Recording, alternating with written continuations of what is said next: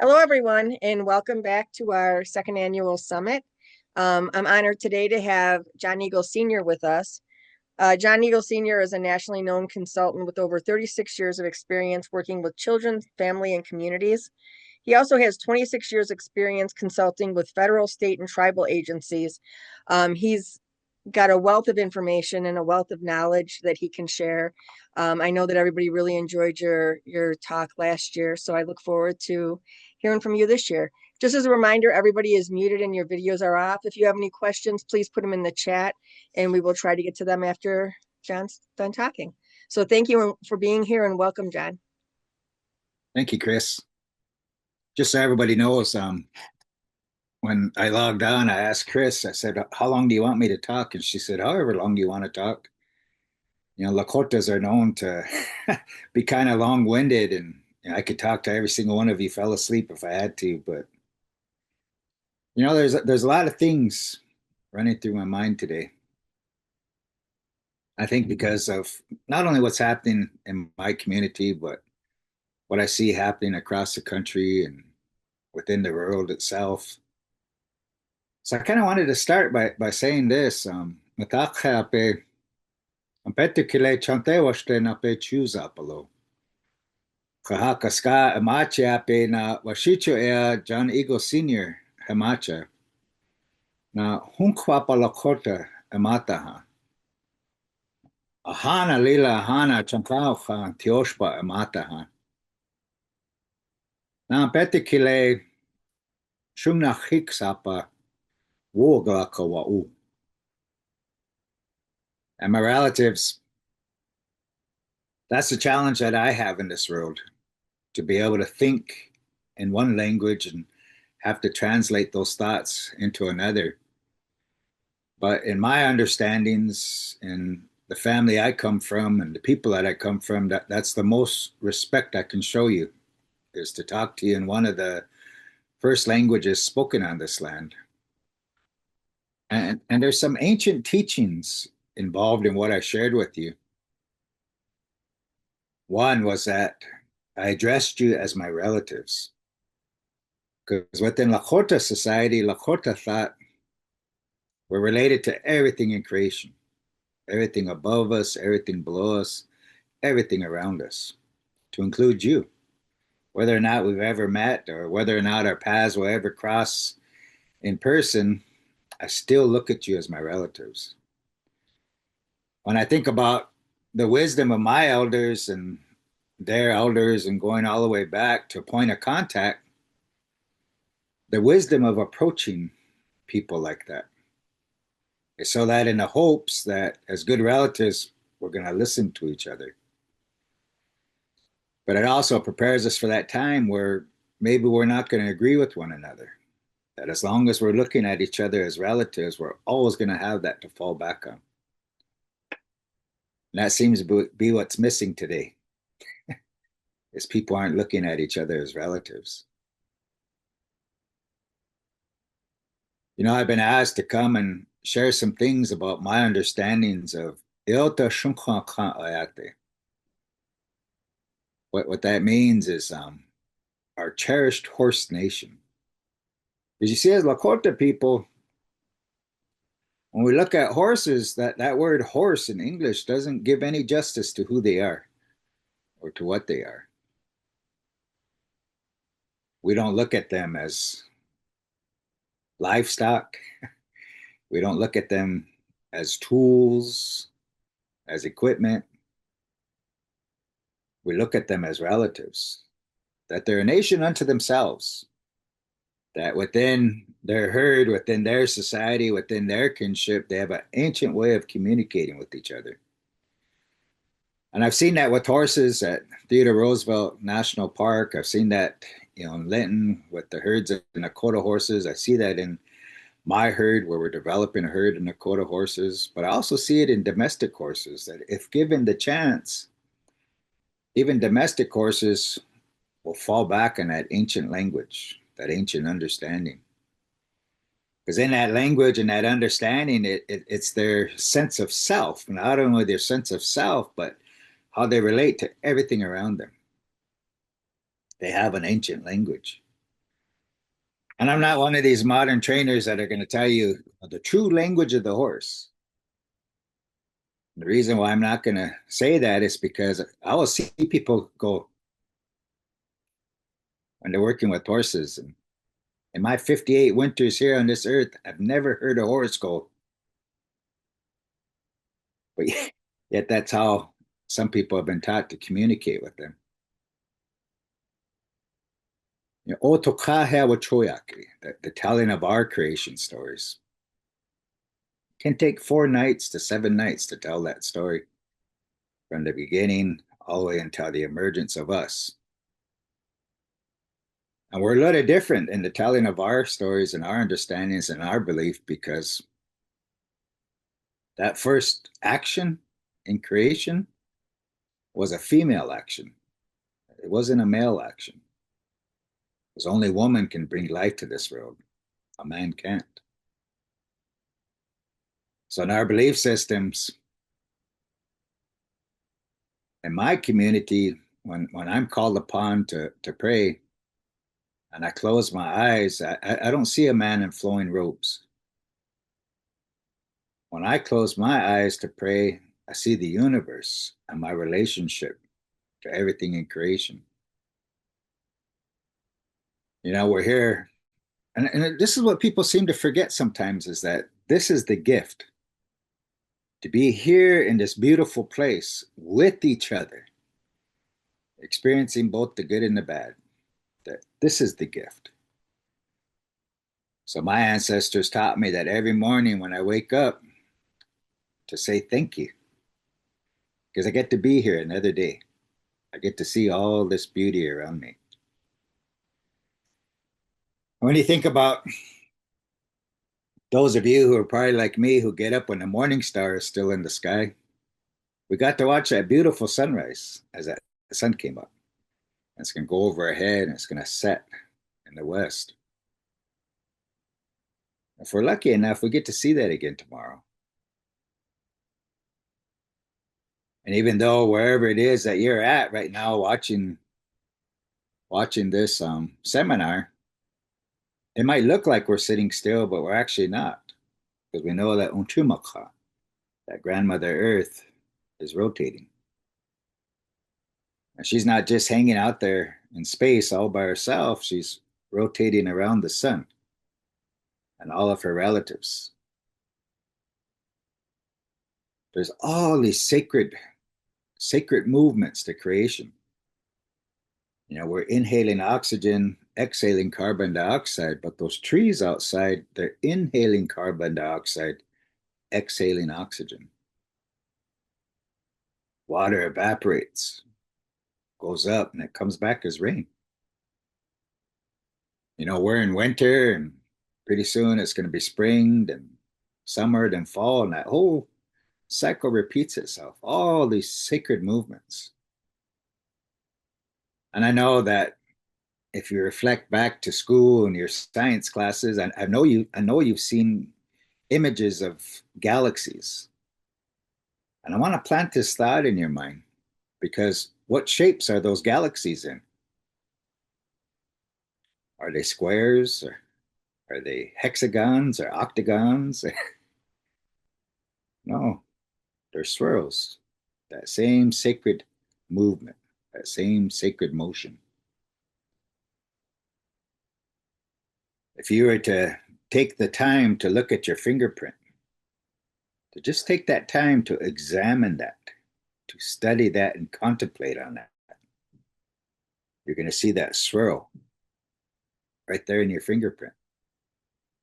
That swirl is up here, top of our heads. It's here in the shape of our ear.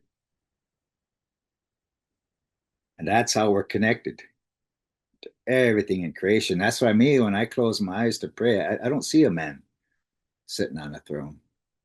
I see the universe and my relationship to that. So if all you see with are your eyes, you're always going to be limited in what you perceive in this world. But if you can learn to see with your heart, to see with your spirit, you can be able to look all the way out into the universe and acknowledge your relationship to everything in creation. That's how I was taught to look at things in this world. And that's why I believe this is the gift to be here.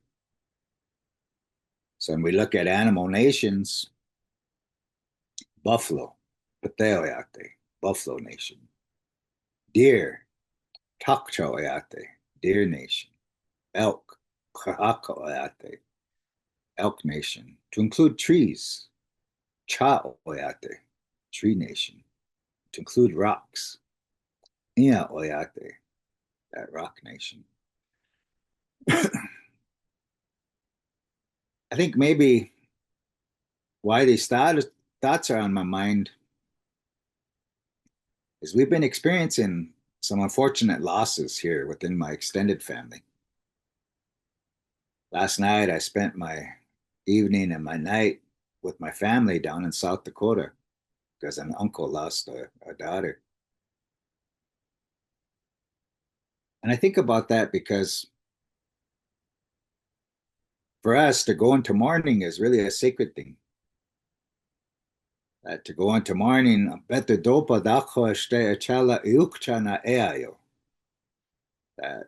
for those first 4 days, nothing but a good thought, nothing but good words. Because we have this belief that if during that time you get angry or negative emotions come, you're going to call that self to you for the next coming year. So 4 days, nothing but good thoughts, nothing but good words. So I got to see family and friends surround my uncle last night to protect that mourning that he's in. I got to see my uncle surrounded by love and for that moment living in peace. That's what we're supposed to be to each other. That's what we're supposed to be for each other. The title of this presentation, Shumna Kriksapa, it means the wisdom of the horse. And more than just a horse. That word in English doesn't honor them in any way. It allows us to think that we're above them because that word doesn't honor them in any way. I want to tell you a real personal story, and it's probably because of these losses that are going on in my family. I'm the one in my family that when things fall apart, they call upon me. When the family gathers for prayer, they call upon me. When the family gathers and needs someone to speak on their behalf, they call upon me. And it's not a right, it's a responsibility. It's an act of love. I'm going to share a real personal story with you. About years ago, one of my aunts, one of my dad's youngest sisters, was diagnosed with stage 4 terminal cancer. And the family had gathered, and when we gather, we tend to stand in a circle. And as my aunt started telling us what the doctors had said, some of my younger family members started to cry. As she told them, she said, "Don't cry for me because I'm right here. I haven't left yet. And there's some things I want to do before I go." So my aunt created this bucket list, all these places she wanted to go and people she wanted to see again and things she wanted to do. And here, one of them was to ride horse with her nephews. I don't know what's wrong with us and what's wrong with our personalities, but when we gather to ride horses, people always bring green brokes or bring horses that, need some miles put on them. So we all gathered. We all gathered at my older brother's place. Horse trailers were pulling in, saddling up horses. Some of them were riding bareback. And we went on just a trail ride into these big hills west of where I live. Big, beautiful hills. And my auntie rode like she was a little girl that day. That as we were trailing each other, she was up and down that line, just laughing and teasing with her nephews and joking around. And I got to see something real special. Well, that time came. That time came when she was getting ready to leave this world, and she ended up in ICU up in Bismarck. I remember it was evening time. I got a call from one of my cousins, and they told me, they said, it's time now. Mom's getting ready to leave. And they said, we're having a hard time. Can you come be with us? So I said, yeah, of course. When I went into the hospital on that floor where ICU is at, there's waiting room and there's a hallway. So many family had gathered that they had spilled out into the hallway, and people were falling apart. And I'd go over and I'd hug this one and talk to them and maybe pray with them, maybe sing to them, and then they'd get okayed. And over here, three others would fall apart. And I'd go over there and be with them, pray with them, sing with them. 4 days and nights of that. They weren't all falling apart together. They were falling apart. Even though they had come together, they were falling apart in their own grief, what they were experiencing as my auntie laid there in ICU. Must have been about 2:30 in the morning on that fourth day where my auntie took her last breath. But by then, they were prepared. But by then, the family was prepared. And I remember my cousins telling me, John, go ahead and go home. We're going to be okay. We're going to wait here for the funeral home and make arrangements for mom. So just go home, get some rest. That's okay. And then I left. Lost in my own thoughts as I was traveling. And it was one of those long, extended winters here in North Dakota where winter had filtered into spring. And I remember it was cold and snow and ice, and there was a real dense ice fog that night. It must have been a full moon because things were kind of like blue. Everything was kind of blue. I got home and my wife was waiting up for me. And when I walked in, she took one look at me and she went like this. She said, go out to your horses. And in the stunned state that I was in, I didn't even say anything. I turned around, I got back in the truck and drove out to my pasture and couldn't see anything. The fog was so thick, but I knew where my gate was. So I found the gate and I drove through and I went down to a low part in the pasture where there's kind of like this bowl, this low area of my pasture. And I got out and I shut my truck off and I got out. Everything looked blue because of that full moon. And as my eyes adjusted, all that snow, all that ice, all that dense snow, ice fog. And it was in that moment by myself, standing there in the pasture, that I finally let it go. Because one thing I want to kind of another seed I want to plant in your minds is, if you're that one that people go to for help, and you go into crisis, they're not going to know how to help you. If you're their source of strength and you go into crisis, they're not going to know how to help you. So that morning, standing in my pasture, I finally let it go. I started crying for my auntie. I started to pray and I closed my eyes and I was standing there in that ice and that snow and that dense snow fog. And as I was lost in my prayer, something nudged me and it startled me. I opened my eyes and I looked. Here was my herd mare, big, tall, chestnut paint, Overo mare. We called her Cheyenne. She was the herd mare. There she had come out of that fog. And she walked up to me and stuck her head over my shoulder. It, it felt like a hug. So I reached up and I grabbed her withers and I was standing there holding her and crying. And she only stood there however long she felt she needed to, and then she walked off. So I closed my eyes and started praying again. Here I got nudged again. So I turned and looked, and it was the second ranking mare. Well, oftentimes within herd structure, the one that's not the herd mare but wants to be can be kind of moody and sometimes be a little unpredictable, sometimes a little explosive. And here she walked up to me and stuck her head over my shoulder. Same thing. And it felt like a hug. So I reached up and I grabbed her withers and stood there with her for a while, and then she walked off.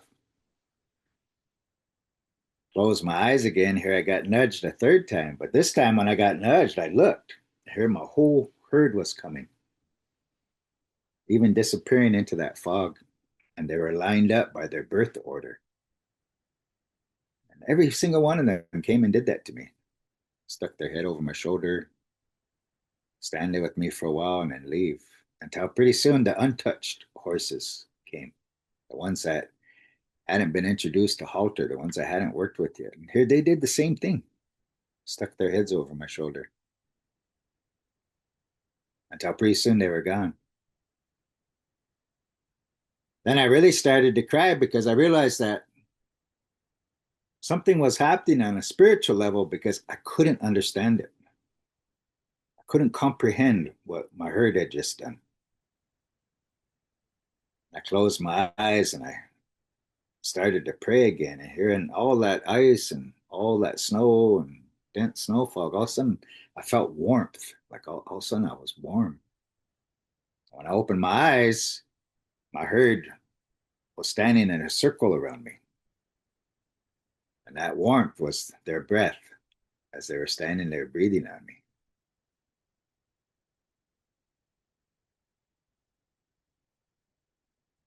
It was mysterious. Even to this day, even though I experienced that, it was mysterious. You can't train them to do that. You can't train them to do that. Horses have a wisdom of spirit all their own, and they know what it is that we need. They know what it is that we carry. Because as human beings, we're not that good at taking care of ourselves, but we have this unrealistic belief to think that we can take care of them. I live in this beautiful Great Northern Plains. This morning, I think it was like -8, and I think the wind chill was -30 something. Yesterday, the wind chill was -48, and it was -22 when I got up. I've had people over the years, message me on Facebook and ask me, why aren't those horses blanketed? Come those horses aren't in a barn? I have to tell them, they've been here for millions upon millions of years. They don't need us. That's really disrespectful to think that they need us like that. Because they've survived and thrived for millions upon millions of years. We need them. We got to switch that paradigm. We need them. If you have a horse like my pastures, just under 600 acres, as long as they have good feed, as long as they have, water to drink, they're perfectly acclimated to this environment that I come from. It's when we put them into smaller and smaller places. Maybe they're standing in a small pasture. Maybe they're standing in a small pen. Maybe they're standing in a stall. That's what creates the dependency. That's when we create that dependency and they need us. And then sometimes we get that caught up in our head again that somehow we're like this, we're above them because they need us.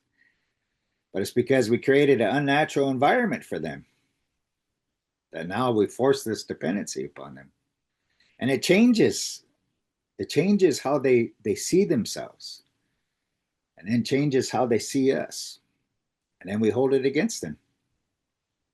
We hold it against them if they're having a bad day. I don't know about all of you, but I have my good days and my bad days. Sometimes I'm a happy-go-lucky guy. Other times, I'm like a thunderstorm. I'm sure all of you are the same thing. So same thing with the horse, they have their own personalities.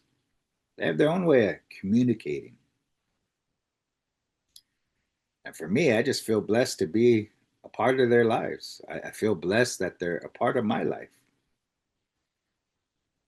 Because that story I shared with you, how they helped me in that moment of grief, gave me the strength as the following days came, as we prepared to lay my auntie to rest.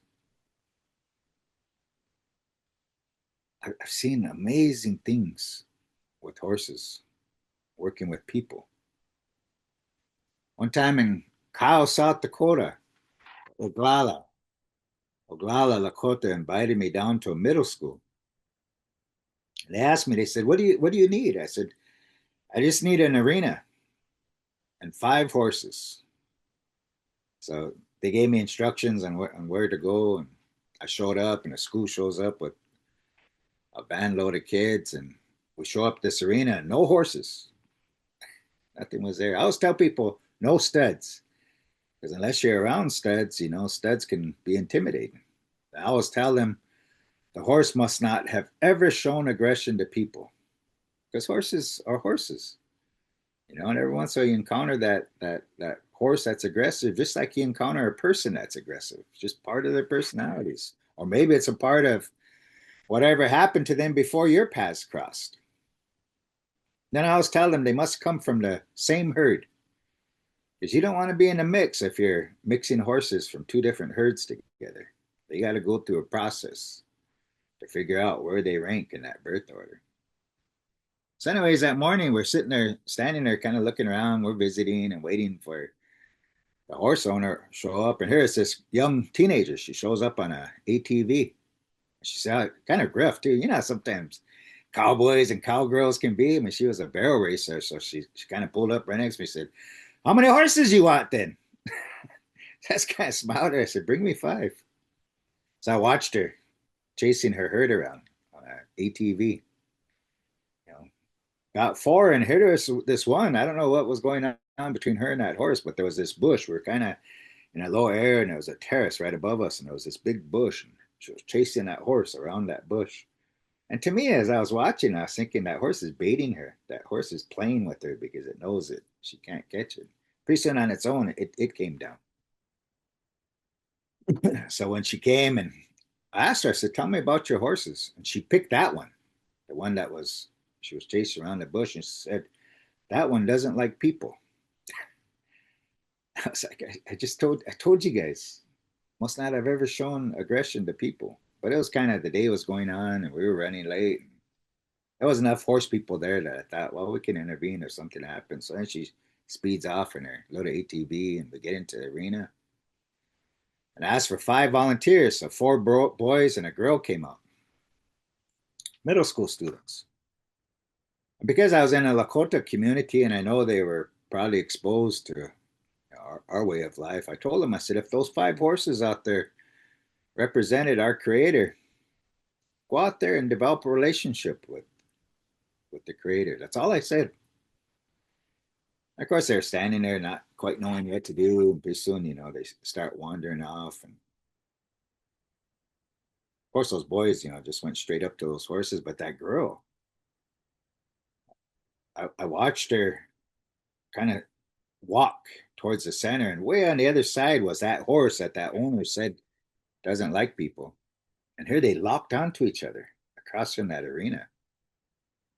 And that girl would walk, and then that horse would walk towards her. And then when she'd notice it, that girl would stop and that horse would stop. Even though, my peripheral, I was watching these 5 boys, I knew something was happening with this girl. This little dance kept going until pretty soon they came up to each other. And she didn't reach up to touch that horse. That horse reached for her. And pretty soon she reached up, and she was touching it, she was petting it. The boys had finished. The boys had come back. So I told them, I said, just stand here. I said, let's wait for her.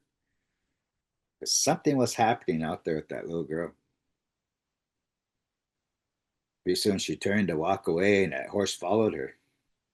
And as she got close to us, that horse kind of sped up just a little bit to get a little bit in front of her. And with its head, reached over like this and then pulled her back towards its flank. I tell this story a lot when I do trainings and ask people, why do you think that horse did that? Why do you think that horse pulled her back towards her flank? Me? I think that horse was mothering her in that moment. Because a mare with a foal, that's where that foal walks, back there by that flank.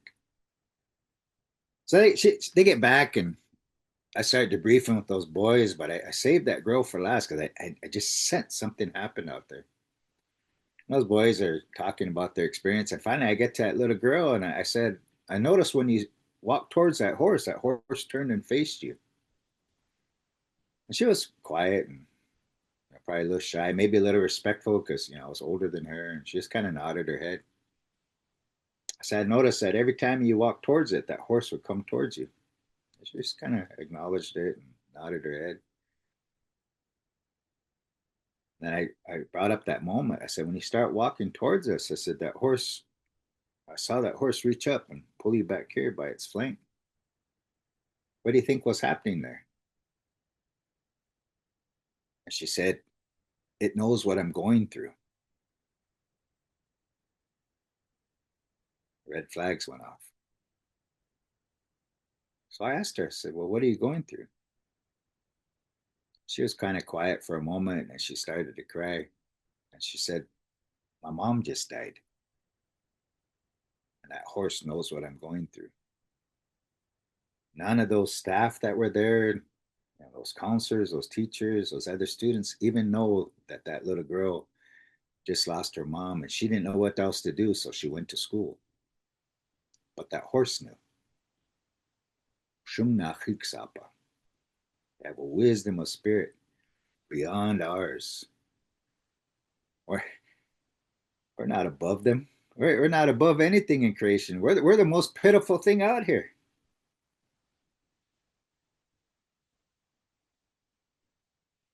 But we don't honor horses in a way that we should. And I don't like what goes on in BLM lands. I don't like what goes on at Theodore Roosevelt National Park. I don't like what Americans are doing to each other. And maybe that's why I addressed you as my relatives. Because that horse is my cherished relative. I wouldn't even be here today if it wasn't for those horses. And I know many people within my extended family that same experiences. We wouldn't even be here if it wasn't for horses. That thrill I talked to you about and encourage you to look at, it's right here on a horse. Sometimes it's here. Sometimes it's by its flanks.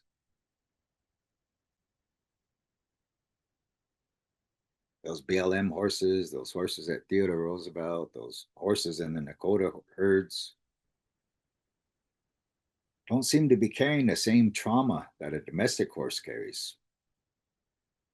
You see, a domestic horse has had thousands upon thousands of years of experience with us, so a domestic horse knows that we can't be trusted. We're unpredictable. We're prone to violence. We tend to react out of our emotions. That domestic horse knows that. That's why oftentimes when you walk into a crowd with a domestic horse, it walks away from you. It knows that. It's in its DNA now. But these other horses that I mentioned, out on BLM lands and the national parks, the ones that have Nakota horses like me, those horses still have their spirit. Their spirits have never been broken. They still live this ancient way of life. They're living how creation had intended them to be.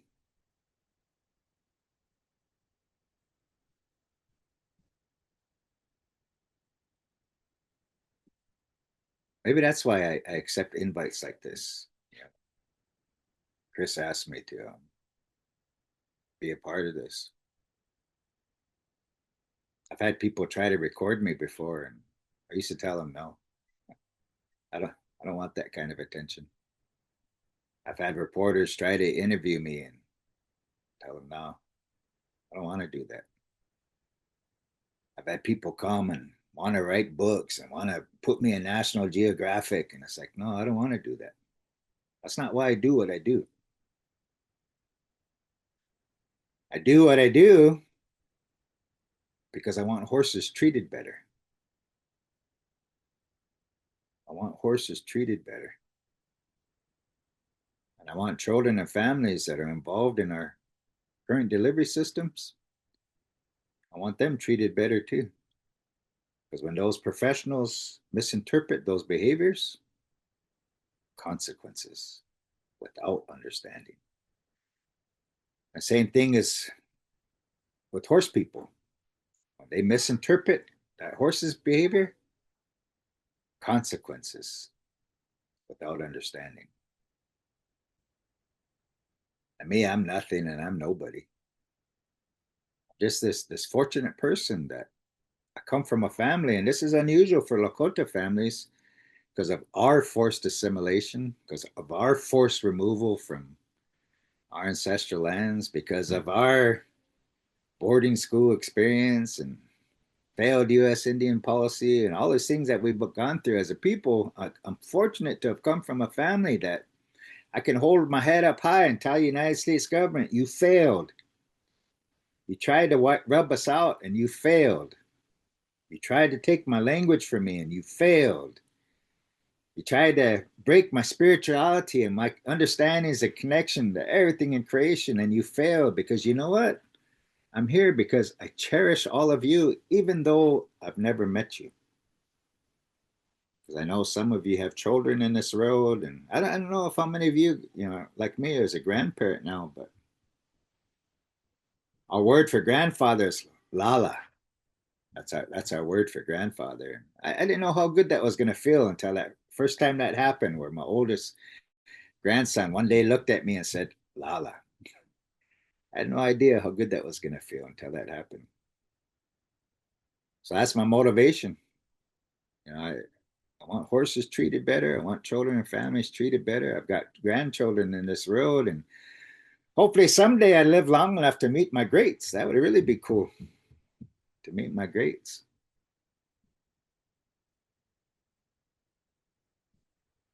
All this foolishness that we go through as a people, all this foolishness that horses go through because of us. My understanding extends from a lack of understanding. But sometimes trigger fear. Sometimes that fear triggers anger. Sometimes that anger triggers hate. I've been here long enough in this road to refuse to give in to fear. I absolutely refuse to give in to fear. I refuse to give in to hate. I could care less if you don't like me, because whatever your thoughts and opinions about me are none of my business. I refuse to carry that for anybody. But if we can get to this place, like today, where we share with one another, maybe we can get to a deeper understanding that we really are related to each other, that we really are related to these horses and everything in creation. So, last thing I must say is to repeat myself when I said, if all you see with your eyes, you're always going to be limited in what you perceive in this world. But if you can learn to see with your heart and learn to see with your spirit, you can look all the way out into the universe and acknowledge your creation, your relationship to everything in creation. It's right here in this row. It's right there in that swirl on a horse. So with that, I just want to thank Chris again for the opportunity. Because I don't know, I always kind of think you guys are nuts when you invite a hostile hunkpapa to come and talk. Because you ask me what I think, I'm going to tell you what I think. But I'm very, very honored and humbled, to have this experience, to be able to speak with all of you. And I just want to thank all of you for listening to me. And I'm like Forrest Gump. When my mind blanks out, I know that's all I got to say about that. Thank you so much, Jen. I think your words always are beautiful and really come from your heart, and especially when you speak about the horses. And thank you for the stories that you shared. People are just saying thank you and thank you for what you're sharing. And I think that that's a good way for us to try to think of things. You know, we're all trying to work to make lives better for horses as advocates, and I think that we need to just remember that a theme through all this is trying to work better with other wild horse advocates that we seem to have um, different opinions. Someone's asking, what do you think when a horse has two swirls on their forehead? That's a powerful horse. Some of you are intuitive.